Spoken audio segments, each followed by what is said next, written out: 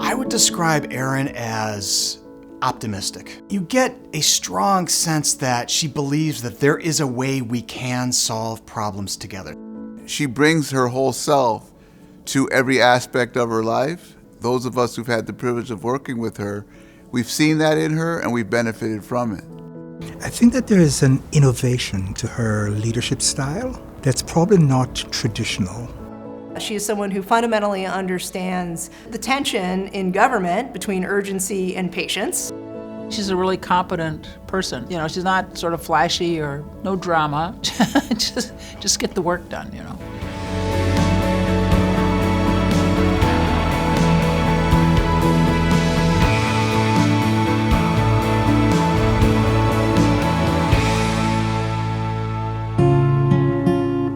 Erin might not remember this, but our relationship goes back to the 2000s. I was managing a coalition called the Campaign for Sensible Growth, and we were involved in a piece of legislation that ultimately created the Chicago Metropolitan Agency for Planning that we know today. Erin came on, she was a fellow, and I became acquainted with her then. I'm delighted that CMAP is being led by a planner. She understands the planning perspective, that regions aren't just one thing. So it's not just transportation, it's also the environment, it's housing, it's economic development. Erin understands how all the pieces fit together. Erin is a collaborative, smart, dedicated leader. She's always thinking about where we're trying to go and not only focused on outputs, but outcomes. Erin and I are both urban planners, which in Chicago means you find each other. It's sort of a character of our city that was imagined by urban planners. Erin has been on sort of both sides of the fence, working on the nonprofit side, but also working for government. And so she's always had her fingerprints on making the city a better place from no matter where she is. I met Erin actually when I took over this job in 2022. One of the areas that's a focus for us is transportation, with a particular emphasis on transit reform. And CMAP was just at that time undertaking a process called PART to think about what could be a new model for transit for the region. Through Erin's leadership at CMAP, they came up with the proposal that led to the transit legislation that essentially is going to bring CTA, PACE, and Metra under one roof.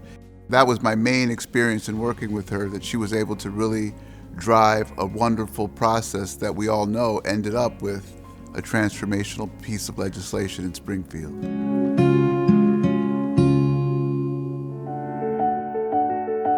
I've known Erin over 20 years. She came as a newly minted college graduate. She had her master's in planning, and she was enthusiastic and passionate about being able to do her work. Erin's lived experience allows her to be different than a lot of other leaders. She plans for a region that's very diverse. So how do you plan for not only urban, suburban, and ex-urban areas, but how do you plan for people who look very different than everybody else? I think that her lived experience allows her to be able to bridge that gap, to be empathetic. We don't really have a regional planning body other than CMAP, so it's vital in that respect. And I think what she's tried to do in her tenure is expand the scope beyond the sort of roads and bridges and even transit into things like environmental sustainability and resilience.